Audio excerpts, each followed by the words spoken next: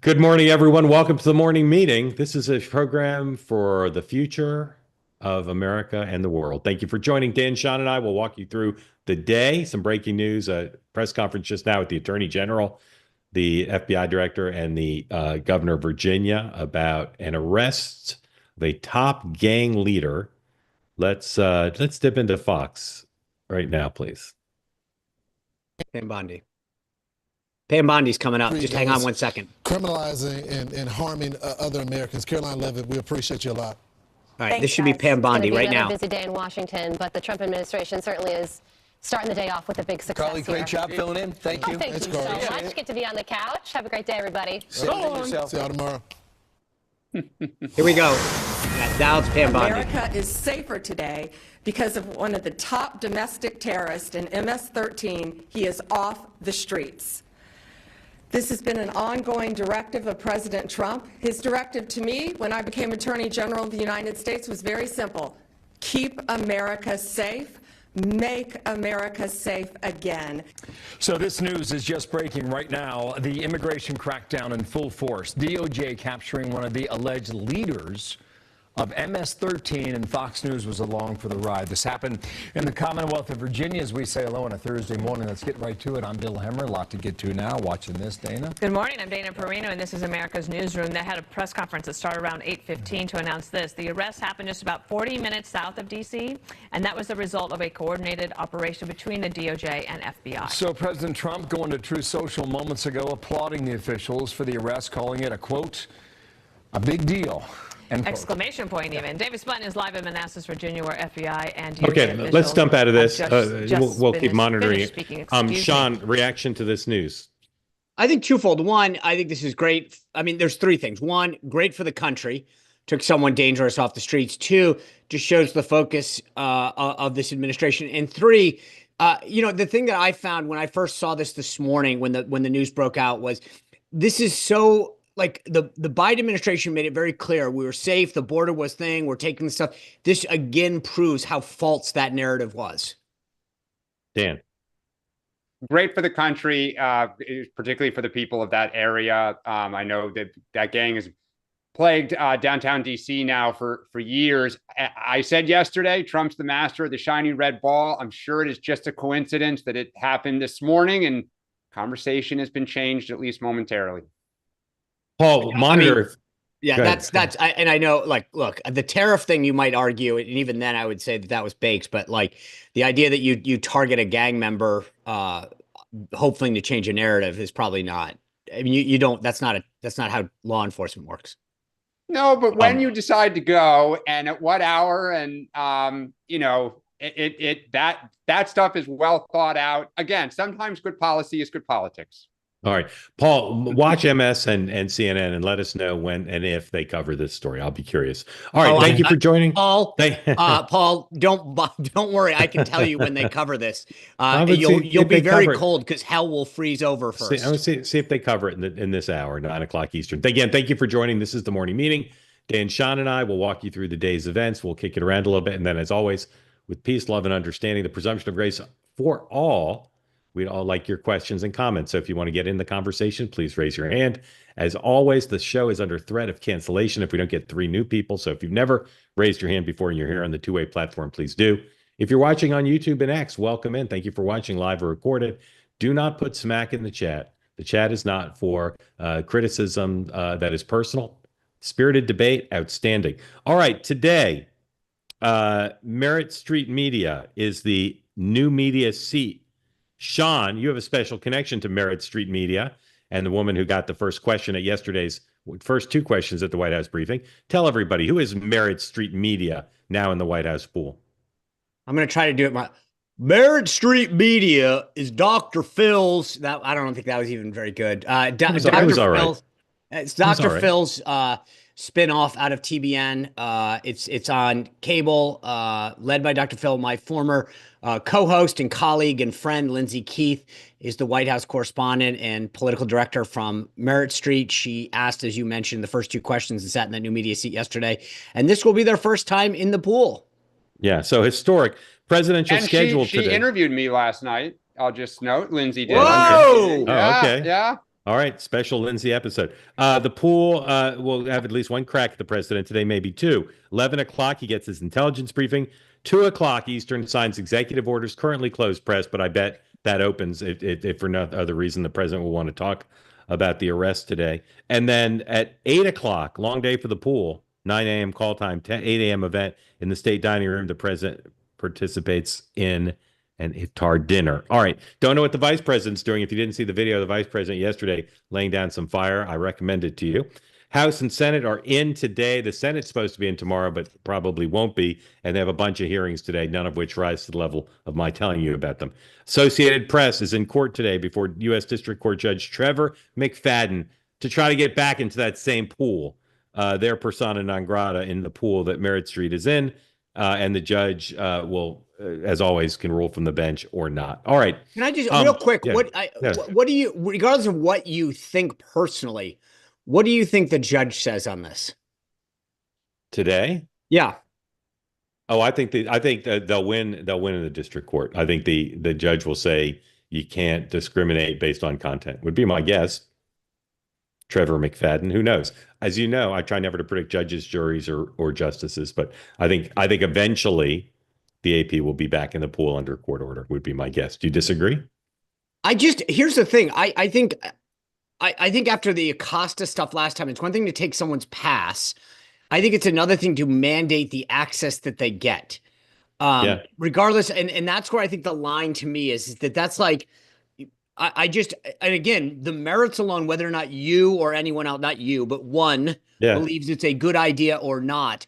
I just have a hard time believing that the courts can say this outlet gets access to your office or your places that you, I mean, you know, if that happens, because by the way, once the White House took back the pool. So just think about this for a second real quick. It's one thing for the Correspondents Association to say, we determine who's in the pool and we've determined AP's in the pool and therefore you can't kick them out. Okay, whatever.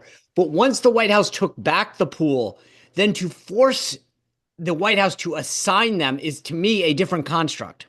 Yeah, I agree with you. I think it's a very difficult thing to argue legally, but here's what I would say. And I have mixed feelings about what the right ruling should be. Not because I'm hostile to the AP, but you know, it's almost akin to saying, you know, the court's going to order the president to do an interview with the AP. Right. Here's why I think. Well, that's exactly, and I think that's exactly the analogy. But here's why I think it's different. That's not the president's space, right? The president's space, it's the people's space. And the reason there are pools is because there's a limited number of reporters who can fit in that public space. And the public has a right to be represented by the media in those spaces. And I don't think that the White House can say, here's who comes into the public space based on the content of their reporting. And that's why the AP was kicked out. And I don't think the White House can prove otherwise. I don't want to dwell on this, but here's my question then. And I'll leave it at this. Assuming your argument for a second, if you say, okay, they don't have a right to determine this, then what's to keep InfoWars with Alex Jones to say we have a right to go into the pool too, and we should be part? I mean, where is the line between why does the AP get to be part of that, and then So this is I think you've put your finger on what I think is one of the more complicated aspects of it, and interesting aspects of it, which is not all news organizations are created equal. The Associated Press is in the pool for a reason, because they service hundreds, maybe thousands of news organizations around the world through their content. They are not an organization whose content is exclusive, as InfoWars is or the New York Times is. The AP is a horse of a different color, and I think again, I'm not sure exactly how I would rule, but I think their place in the pool, they existed in the pool for a reason, in a public space, and they're being kicked out not for space reasons, not for any other reason or fairness in terms of rotation. They were kicked out because of content. And so I think the judges will rule they come back in. And I think that's probably the right ruling. But I agree with you. Will say, very close to call. Put a pin in this, I will say the ruling to me is going to be the important thing. What is the rationale, pro or con? Yeah, totally agree. Yeah. And last thing I'll say is I wish the AP would stop being liberally biased, because this would make it a lot easier. Dan, anything you want to say about this? You guys have covered it well. All right. So I think all three of us agreed yesterday, and I don't think there's any reason for us to have changed our views, that some of the material that the Secretary of Defense put in the group chat should not have been there. Should not have been there. Some of the material, right? Sean, you're still there. It would have been better. I agree. Yeah. Okay. Just to be clear, so I'm consistent on this. You guys on this platform, I've been very clear about TikTok, 23andMe. So I think anything sensitive, I'll be consistent. Yes, regardless of whether it's technically classified or not, and that's the point of doesn't make it right. There is sensitive things, and right. I come down on that. So I think that unless you're in a spin mode, it's impossible to agree with the posture of the White House press secretary and the Secretary of Defense that nothing was done wrong. That's their position. There was nothing wrong with what he did. Not that it shouldn't be prosecuted, not that it wasn't classified, not that it was a close call. They say nothing was wrong about putting that. And again, unless you're paid to say that or afraid of Donald Trump, that's just not a reasonable position to take. Okay. And then there's people on the far end of the other spectrum who think people should be in prison over it or people should lose their jobs over it. There's a wide range of views. But I don't think the position that there was nothing wrong with what he posted on Signal is a reasonable position. Again, I understand why they're taking it, but I don't think it's a reasonable position. Now, put up a tweet, please. Put up the tweet. This is a guy who is a conservative broadcaster, Jesse Kelly. And Jesse Kelly put up a tweet that I think speaks for, as I like to say, tens of thousands. We made a mistake. And by that, he means the only reasonable position to take. Putting some of that stuff on Signal was a mistake. He goes further than I necessarily would and say a bad mistake for which someone should be fired. I don't know who the someone is, but this is a position, again, just to be clear, Jesse Kelly, generally pretty MAGA, pretty supportive of the administration. That said, we, meaning MAGA, the White House, gave them, meaning the left and the press, 48 hours of the news cycle with our stupidity. No need to give them 72. It's done. Move on. It's not a life sentence. That is, I think, the consensus view, even of members of Congress who aren't speaking out because they're afraid of the president. And this is, I think, what's going to happen. So I'd love to know, because we're not going to spend the whole show on this issue today. Some people will be glad about that. Sean, what are the two main lessons about the president, the power structure, the media, the Democrats? What are the two main lessons you have drawn from this story so far? Be careful who you put in a Signal chat. Yeah, good one. You probably knew that before, but know it with more resonance now. Yeah, well, I have, again, I have some experience, not with Signal or national security screws, but others. And also how they dealt with the media initially. I think that the delayed response as far as the use of Signal as a platform, et cetera, should have been addressed a lot quicker.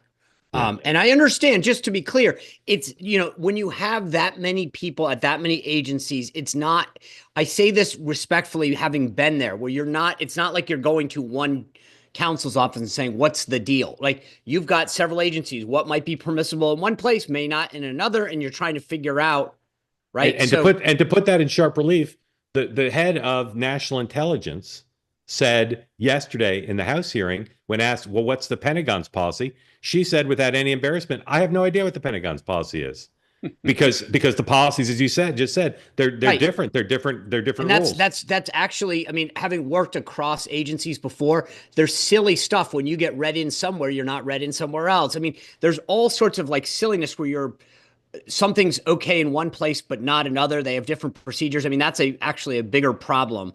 Not just with classification, but procedures and policies. Technology.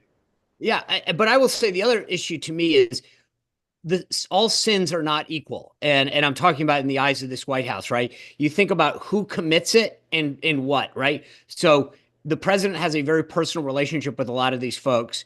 And so who commits the sin matters. And secondly, which sin is committed. So if you think about the stories that we're reading, a lot of it has to do with, if this leak had occurred to Mark Halperin, it would be, I think, perceived very differently than if the leak did, in fact, occur to Jeffrey Goldberg. So right. I think that's, I mean, I don't know if that's a lesson learned, because you can't choose who to screw up to, but to me, that was the other thing, is that, how and where it happens and to whom matters. Yep. Dan, what are your 2 lessons from this? So I think one, the never give an inch mentality was just on full display. And I think it obviously kind of worked to some extent for the first 48 hours to hold MAGA together. But I do think it did some damage just to their overall reputation with independents. And I actually thought for the first time here since Trump came back that Democrats played this reasonably well, in that they did not get unhinged about, the man or a person the way they have about Musk, or just the kind of crazy things they say about Trump. But it was on substance. And they actually kind of stuck to the idea that this endangered troops. It was reckless. A lot of the foreign policy people were the ones out in front. Jim Himes, Mark Warner, people who are fairly controlled and measured in their character and conduct. So I actually thought for the first time we played well. Trump's been a little nicked, and move on. Yeah. I will say that to your point, I mean, look, Jesse Kelly, by the way, who's a colleague of mine at the First TV network, is a Marine. He is MAGA, but he calls balls and strikes. When he thinks MAGA screws up, he calls it out. And I think that there's also, this is where they've got to be careful. In my time at the White House, it was the inside knives that you had to worry about. I mean, I had a guy in my own office that was writing a book and taking pictures and leaking stuff, like literally in my own, like just outside my office. This time, it's more the outside game. If you look at the pressure on the White House right now, it doesn't as much appear that the call for accountability is coming internally in leaks to outlets, but it's coming from people like Jesse Kelly and Tommy Lahren. Not that Dave Portnoy is exactly Mr. MAGA, but he's got a huge megaphone and a lot of followers. But you've got a lot of that outside, and that's a very interesting and different dynamic. Yeah. Well, and one thing too, as you go to this podcast route, those audiences are not 100% dependent on kissing the ring, the way some of these old, more traditional conservative outlets have to keep in the good graces to keep that audience, which is a new dynamic you got to manage as you go to these people to reach voters. Yeah. So, by the way, can I just tell you, everyone keeps asking when we'll know.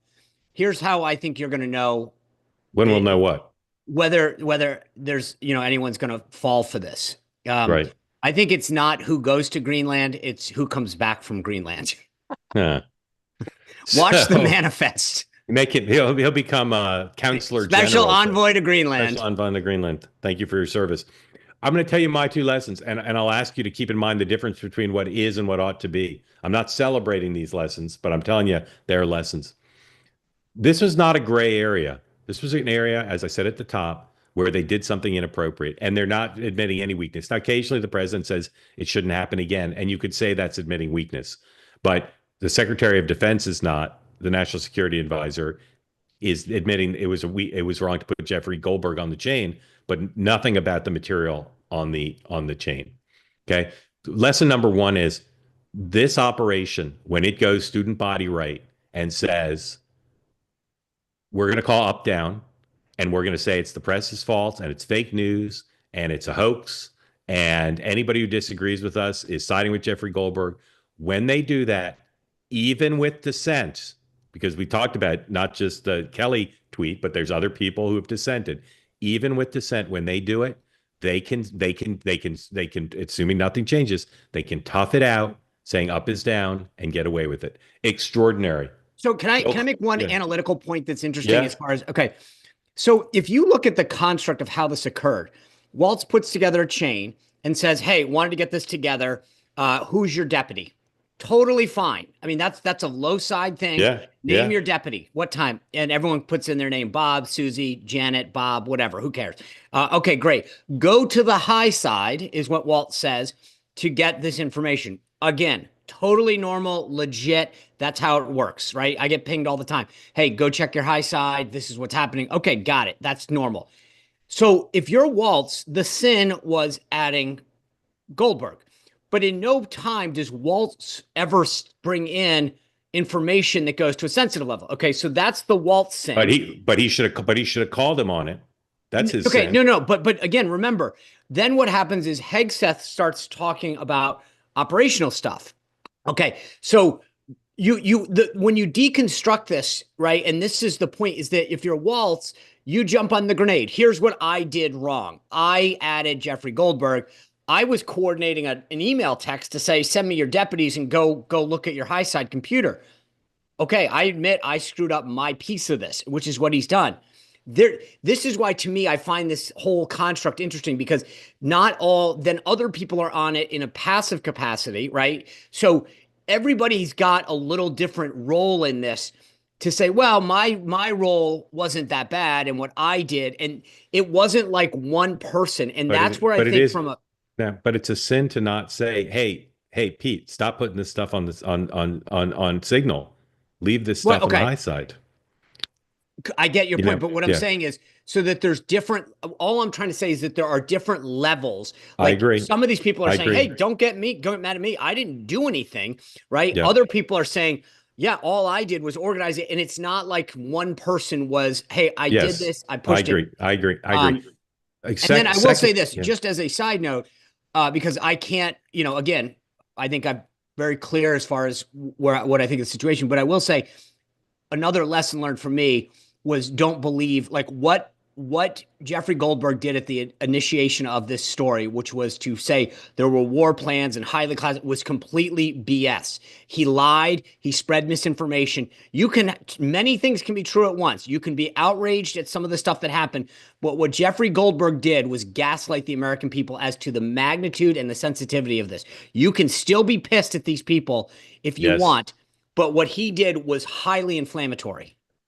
My second, go ahead, Dan. I disagree with that, but for time, let's move on. All right. My second lesson is, I agree with Dan. I think the Democrats in the hearing and in the media handled this extremely well.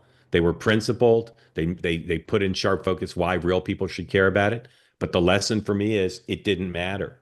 To me, it's very discouraging from the Democrats' point of view that they could do this so well with the facts on their side and the media on their side and some Republicans on their side. And I don't believe that, not only was no one fired, and I don't think anyone will be, but I don't believe that they impacted I don't believe they held the administration accountable, because the administration's continuing to not tell the truth. Go ahead. But Mark, I disagree, and I think we don't know the answer to that, because yes, you're right. They did not get the scalp right away. But for the first reason you said, the right-wing industrial complex cannot allow an inch between them and Trump. You go back to the depositions during after January 6th, it was very clear why they cannot allow an inch between them and Trump. So you're never going to get that in this environment. But what I think you will see is that this has done a little bit of damage to the idea that the Trump administration is arrogant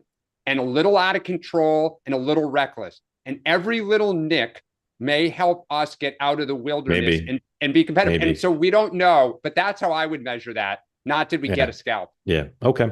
I would just say the only point I'd make on the Dem side is, I thought that they had the wrong messengers. You guys have some folks who have, a Mark Kelly, for example, who's got some pretty solid military credentials, I think would have been, you have, Abigail Spanbauer, who's a former CIA officer. They spoke. It's just hard when it's the story of that magnitude and there's hearings. It's hard to shut everybody up. I get what you're saying. And the chairmen are Hines and Warner, who I think are pretty good for us. Yeah. All right. I think you have better spokespeople. I want to get to other topics, but just so I'm going to make this mandatory one sentence answer. Chairman Wicker to me, Chairman Wicker stands out. He's chairman of Armed Services. He's extremely close to the White House. He's not someone who typically breaks ostentatiously, but he's called, along with the ranking member, for an Pentagon IG investigation about what happened. Is he doing that, A, because he feels an obligation to get to the bottom of it, where the chips fall where they may, B, in order to bury the thing, because an IG investigation, even an expedited one, is going to take place over a long period of time, or C, some other reason? Sean? I think C with a little A. What's the other reason besides to get to the bottom of it? There's something that, I think something rubbed him the wrong way in the confirmation process, and he's trying to, hey, look at, I can, you want to show, don't forget who I am. Yeah. Dan? I agree with Sean. ANC, I think he wants to maybe know if this is more common within the administration and in the Defense Department. The correct answer, even though it seems counterintuitive, is A and B, not A and C. Dan, where are we after yesterday's auto announcement? Where are we on tariffs?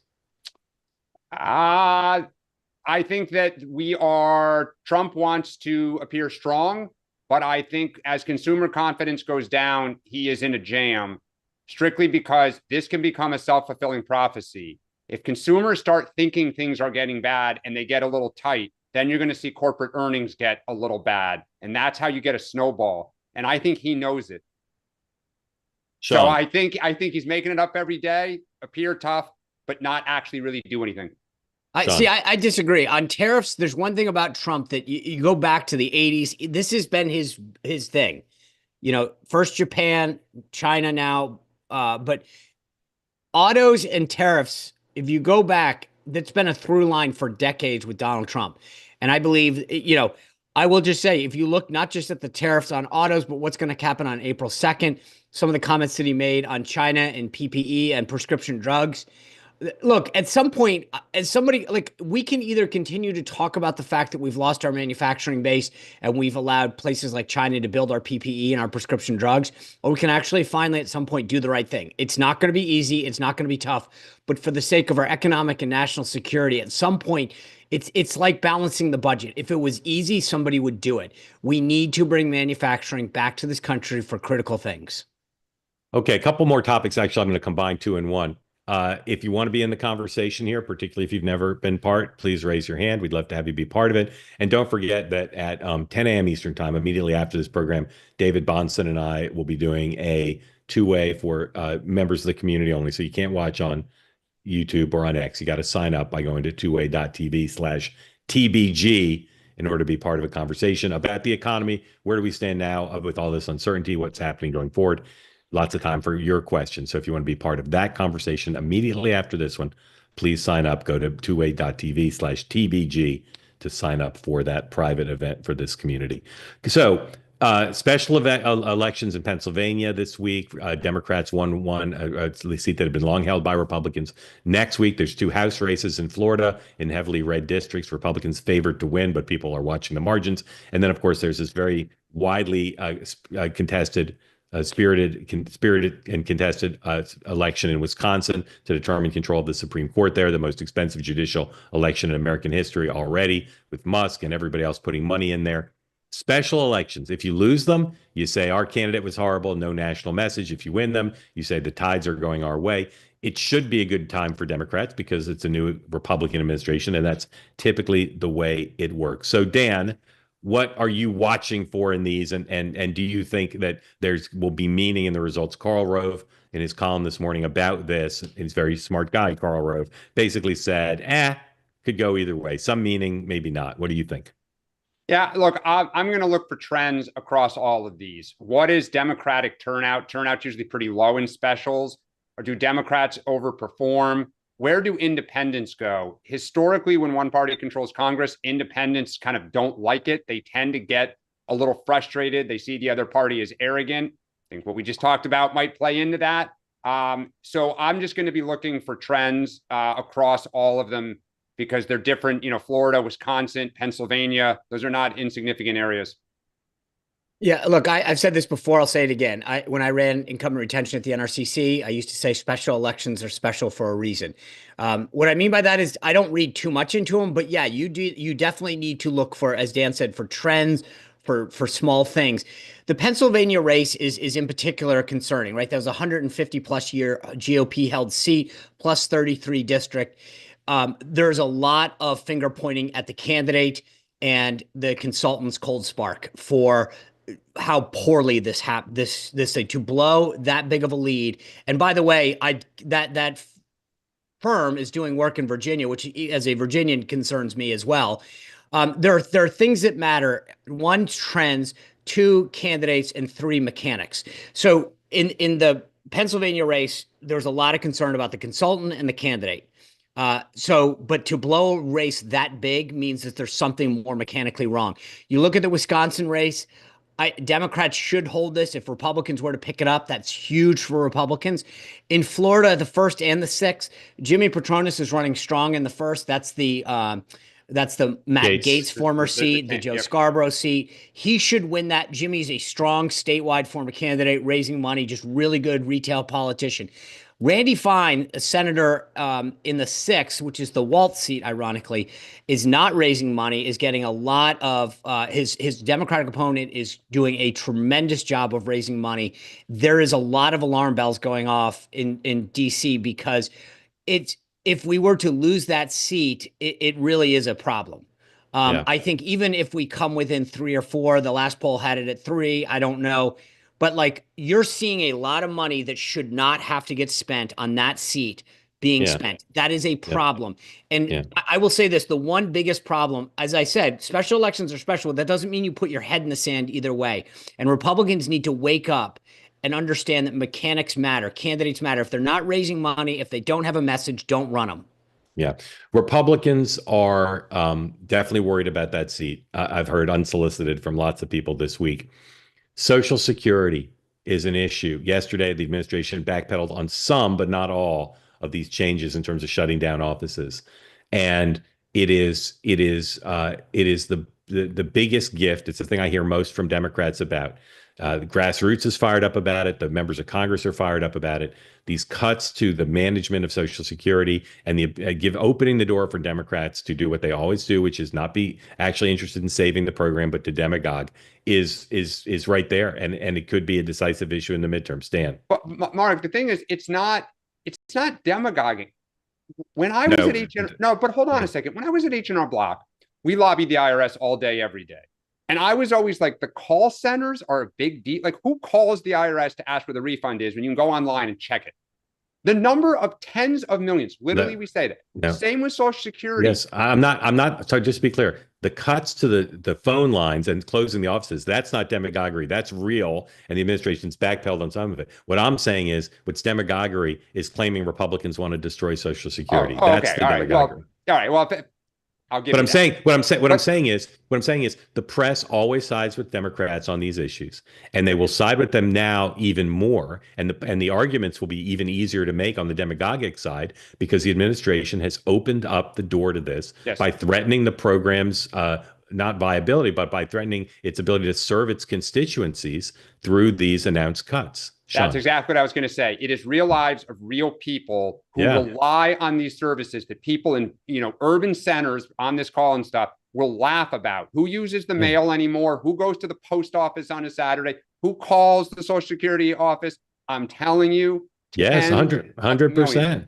So they walked into this, and it's their own ineptitude, and you got people who have no idea what they're doing, and ideologues who want to do this. They just announced massive cuts at HHS in terms of the payroll, and that could implicate the same idea. But for a guy who, since he started running for president, has said, Trump now, I will never be vulnerable on Social Security. I will never let them get to my left on Social Security. These moves are inexplicable, and it's a rare instance, not unprecedented. MAGA's Doge is back down on some other things, where they switched course yesterday on some, but not all, of the cutbacks. Sean. So a couple things here. One is, this kind of goes back to what we started talking about. Regardless of whether you agree with it or not, there's narratives that are inherent in every issue. Like, so on national security and military issues, the Republican side, the conservative side, gets more passes because they're believed that they are stronger and tougher on that. On issues like Social Security and healthcare and education, the Democrats get more passes because they believe they're more caring and empathetic to those causes, regardless of whether you agree with it or not. And so when you touch an issue like this, there's going to be a lot more sympathy. Look, I think that the reason I bring that up is that they, as an administration, should be more politically attuned to the fact, if you're going to go in and touch Social Security, even if it's just around the periphery to make it more efficient, then sell that. Hey, we're doing this, but here's how you can call. Here's what we're doing, right? I get it. There's a problem with bureaucracy but it's the same thing with the DMV. If you're going to reform it, everyone hates it, but you still need to call it to get new plates and to register or do whatever, right? And so if you're going to touch these things, make sure you're explaining how you're doing it to enhance customer service, make it more efficient, whatever it is. And that's where I think they missed it on this one. Sean, before we go to people's questions, can you set up your soundbite from your show last night with Senator Johnson? Yeah, so it's interesting. We talked about this yesterday in terms of the debt ceiling vote and the reconciliation, whatever. I had Ron Johnson on the show last night. I asked him point blank, where are we on this vote? This is what he said. President is, admit you made a mistake, go to multiple step process, have the House take up the Senate budget resolution, get it passed, do it now. Okay, it's not that hard. Extend the current tax law, take an automatic tax increase off the table, then get to work on the big, beautiful bill. Now, if he doesn't accept that, I know Leader Thune is trying to work with the House resolution and recognize the reality in the Senate that that's not going to pass. I mean, that there are enough of us that will make sure that we're not going to vote for that. And there's no amount of pressure, quite honestly, that President Trump can put on us to pass the House resolution. It's simply inadequate. All right. I mean, to me, that's a problem. And it's interesting because Ron Johnson's no wallflower. Like, this is not a guy and he's got a business background. He says, when I asked him in a follow-up how many votes, Rand Paul's a no. So now you're down to 2. If he gets 2 votes, which I think he's gonna, you've got a problem. And he literally, guys, I'm not, obviously I promote my show, but he said the House bill is meager and the president's been sold a bill of goods from the speaker. That's very, I think that's pretty forceful, right? And the point is that this is you're staring out at the horizon, watching the storm come in. And if I were the White House, I'd get on the phone with Ron Johnson and these other guys and figure out how big is this storm? How can we solve it before it hits shore? Remember, let's bring. He defeated Russ Feingold with that famous ad about the accountant at the whiteboard talking about debts and deficit and spent. Oh, yeah. He knows this like the back of his hand. How he rose to fame. Yep. I bring folks in on mute. Tell us, Neil, where you are, what's on your mind, and if that's snow behind you, or I'm misunderstanding what that is. That's just beautiful Austin winter weather. You want to be here in the winter. So I'm dragging us back to J.D. Vance's comments. We had 2 of the members, I respect their comments about being frustrated with J.D. Vance's dovish take on Yemen strikes. Well, it immediately, for the last decade, my only customer has been the Department of Defense. I'm a strong believer in defense. But it was refreshing to hear someone speak, question or at least have a conversation or engage in diplomacy, which is, I haven't even heard the word diplomacy in a decade. So it's very frustrating for me that people can't have a conversation without other people getting frustrated about maybe why are we so focused on defense over diplomacy.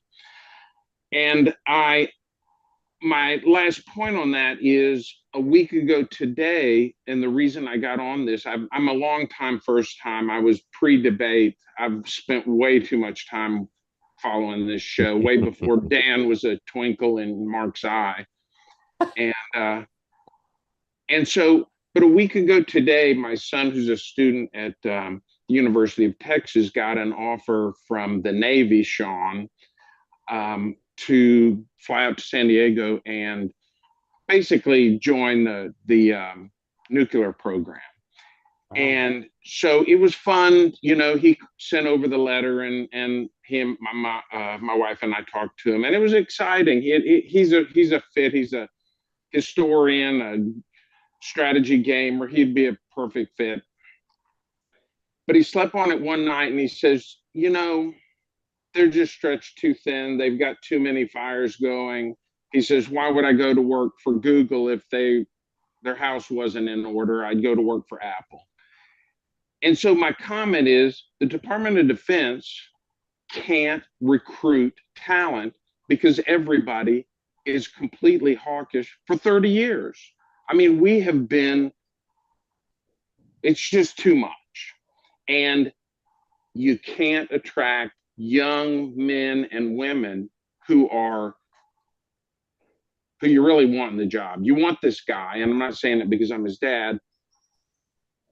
He's a fit, and you can't attract. Neil, be just a little bit more specific. What is it that he finds unattractive?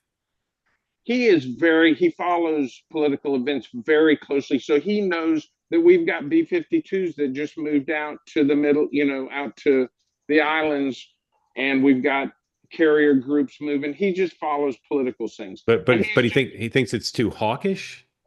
Yes. He thinks that we spend that why choose the Navy when I can go to any national instruments. I understand. Sean, do you understand? Because I'm still a little confused. Yeah, I think I get what you're saying.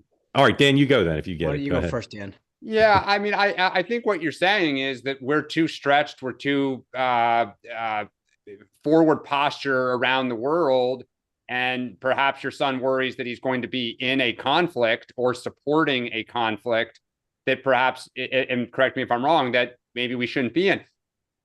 Look, part of the problem, it's a blessing and a curse when you're a world power and the world is a dangerous, unsafe place, and we have financial and military and other interests in almost every corner of the world that we do get drawn into, whether it's, potentially a war with China or other places. You just have to pray the leadership, makes the right call, the way like John F. Kennedy did in the Cuban Missile Crisis and others. But I think the idea of just simply getting out of the world, it's hard because like China will fill it. And that has real consequences for our bottom line. Businesses, everything. You have to be able to recruit.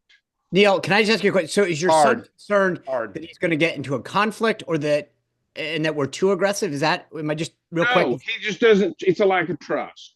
He would be fine. He would be fine if he joined. He knows what he would sign up to. He's very aware. But so, Neil, is it too much? It's a matter of trust. But Neil, is it too much? But Neil, is it too much chaos? Is it, as Dan said, that they're overstretched, and so that he might be in a conflict where? It's when you hear anyone talk about, and now it's both parties, about military aggression. I use the word aggression. They don't think anything of it. They're upset if you're not aggressive enough. Right. So it's one world look, we are the superpower, but you have to recruit people. You can't be in the business and not be able to recruit young talent. Sean. So let me just say the following, and I'll start with my required disclaimer that my views are my own, not those of the Department of the Navy or the Department of Defense. First of all, we just hit one of the highest recruiting goals ever. So when you say that we can't recruit, I'm sorry your son's not joining, but that's just simply not true. We actually have hit the highest recruiting that we have in decades in the last several months after not meeting those goals. So that's just not factual. Secondly, going to why we serve is a guy who got into the military under President Clinton when he was president of the United States. You don't join the military because you agree or disagree. You agree because you understand the chain of command and that you want to serve this nation and do your part to protect it. Full stop. I've served under Republicans. I've served under Democrats. And every second that I put a uniform on, I hope and believe that whatever decision the commander of chief makes, no matter what party, is a lawful order and I will execute it. That's why you get in the military. You don't get in because you believe every single thing that the DOD or that the department of whichever branch that you belong to is of your liking. There's been plenty of trainings, decisions, missions that I don't agree with. That's not why you join the military. You can go start your own company if you want to do that. You believe in a sense of purpose and country. And if you don't believe in that, then probably the military is not the place for you. Well, I think that's a naive position because we don't have 9/11 to rally the troops. I vividly remember when everybody wanted to join. And you can say we have a strong recruiting base, but who are you recruiting? Are you recruiting talent? Are you recruiting for people that need the military more than the military needs them? So just to be clear, I've been in 20. I'm sorry to say, people. I've been in 26 years. There were plenty of times when we passed huge amounts of incentives to get people in. I mean, the GI Bill, the post 9/11 bill, to force people to want to stay in. We've switched I mean, look, you go back and talk to a lot of people about why they got in. But the bottom line is that we are actually recruiting more than ever before. Fewer probably incentives this time right around now than we have in the past. But again, with respectfully disagree with the entire premise of what you're saying right now. Neil, we could keep going, but Neil, thank you. I appreciate it. Best of luck to your son. Best of luck to your son. Thank you for being. And by the way, thanks for being with us since the beginning. You're an OG. You're an OG. And 1,100 subscribers. All right, and we don't want you to think it's a waste of time, so we'll try to do better. Neil, thank you. Appreciate it. By the way, Neil, we were not laughing at you. We were laughing at certain people running around in the background. Certain people might not know are running around in the background. Yeah, I figured it out belatedly. Bryce, welcome in. Thank you for joining. Tell folks who don't know where you are, what's on your mind. Yeah, I'm in Indiana. I'm a law student at IU, and I don't want to take too long, so I want to make sure as many people as possible can get in the conversation. But I wanted to talk about the Signal chat again. And, I know it seems like we're beating a dead horse, but I really think this is a serious issue that it is. We'll keep, coming back to haunt Republicans. I think, I'm a Republican. And I think it's a big deal. I think we should stop viewing it through a partisan lens. In my opinion, the right thing to do is to own the mistake, not make excuses, even if it's, there's different levels to this. I agree there's always going to be different levels. But I think it's also a missed political opportunity for Republicans. You may think, well, that's weird. The Democrats would have the political opportunity here. But for Republicans, I think it would be, yes, we made a mistake, but the Democrats have done worse. But we're different. We're going to take responsibility, investigate, learn, and move forward without excuses or lies. So, Bryce, can I just ask one? I hate to interrupt you, but just walk me through your thinking right now. So if you had to counsel everyone in that chat and say, okay, guys, I want you to, here's where I think we can do something right. How would you counsel the people in that chat, specifically to say, you do this, you do that? What would you like to see? Yeah, I think, don't make the mistake of letting a journalist that's opposing the president in the chat is number one. I think, it's easy to make the excuse and say, well, we've all done it before. We've all sent a message to the wrong person and it's embarrassing. But I think that for the national security team, they have a much higher standard and we should hold them to a much higher standard. And I think we all agree with that. And I feel for them because it's a difficult mistake to make and you got to claw your way back from it. All right, Bryce, I'm sorry, but because of time, I want to drill down on this. So Waltz has said, I let that person in. That was on me. Okay. So is that enough for you? I mean, I'm trying to I want you to explain to me or to everyone, so Waltz has said, I did that. That was my mistake. I own it. Okay. Is that good enough for you or no? Well, I think my concern was there's a little bit of politics here. Okay, fine. And that's what I want, but I really want to hear why you so just walk me through. Did he not go far enough? Should he resign? Should he, what is it that he needs to do to get to hit the wicket that you're trying to hit? Okay. Why I really want to get to know that.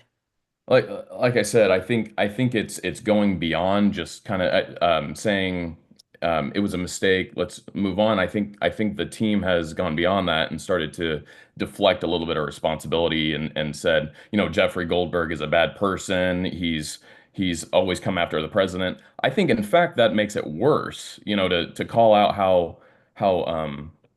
how bad he is for the president and coming after him, because if he's that bad, you shouldn't have never let him in the chat. So I think Bryce, Bryce, Sean, to your sorry, point, Bryce, I just want to clarify. I just want to clarify. Do you are also troubled by what Hegseth posted or not? Oh, which post are you referring to? I'm sorry, by what he put in the chat. Are you troubled by his putting sensitive material in the chain, or that doesn't trouble you? Look, if Signal is an approved method of communication, but it's not approved. It's not approved for this. It's not approved for sensitive material. Well, then of course I want them to follow the highest standards for sharing sensitive material. And again, I agree with you guys. It's going to be hard given the communication restrictions, and you don't want to always have to go to a SCIF to do these conversations. But again, I think Republicans had an opportunity here to change the narrative, and instead of because if it were a Democrat, we would find every reason probably to say that they have no credibility in the national security arena. And to me, if they just own up to it, move on, not even get into the business of making excuses, attacking somebody. I know on Laura's program the other night, she said, "Well, I'm convinced that this must be somebody who wants the president to fail. There's somebody in there that wants the president to fail." And I think that's making another excuse. It's saying, well, this can't be your fault. It's somebody who just is trying to attack the president. I think people are forgiving. To Dan's point the other day, I think Americans are forgiving. I don't know if Democrats will be forgiving in the midterms and the presidential election. I think they'll bring it up, which is why I think the quickest way to put this to bed is to just own up to it, stop, trying to score political points. And I guess my question is, as people are looking for ways to serve and ways to get involved in politics, I think, what I want to ask is it still possible for people to own up to things like this, move on, and not try to score political points in the process? Because I think it seems like there's no room left for real accountability at times, where it's like we have to score another point here to get back at them. And I think that ends up hurting them in the process. So Bryce, I think it's a great point, and I think the answer is you absolutely can. You have to be yourself. And I think just like in a relationship, if I screw up frequently, my wife's supposed to say, just say I'm sorry. Right? Like I think if you, to your point, if they just came out and said, hey, it was our bad to use Signal and put this stuff on there, we're not going to do it again, I think 70% of the country will move forward, because 55-60% is actually rooting for Donald Trump to be successful. Trump's authenticity is never give an inch, and when you're hit, punch harder, or bring a gun to a knife fight, like whatever you want to use your analogy. And so as we saw all fall, that is one of the characteristics about Trump that independents don't like, is his just nonstop confrontational, like tweeting crazy things, like just total redirection. At times, people will just say, just admit it. So I'm with you, and it does work. I actually think Elon Musk saying we made some mistakes has been one of the better things he's done, and allowed him to kind of keep moving. Yeah, I mean, look, generally speaking, I think from a crisis standpoint, it's always good to figure out, to own it, to figure out and pivot. It kills the crisis, as I said the other day.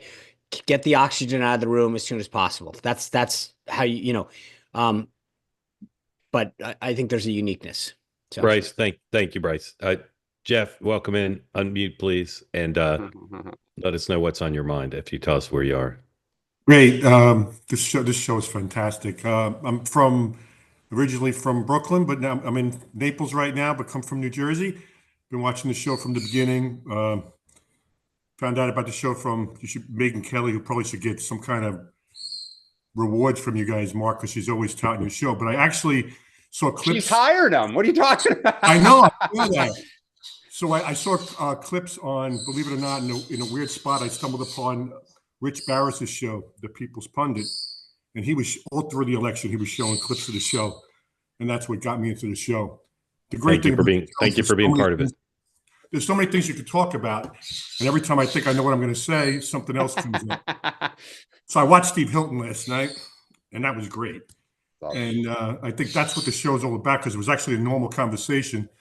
Because when you see Steve on Fox, he's pretty partisan. And last night somehow he seemed reasonable, and I thought it was great.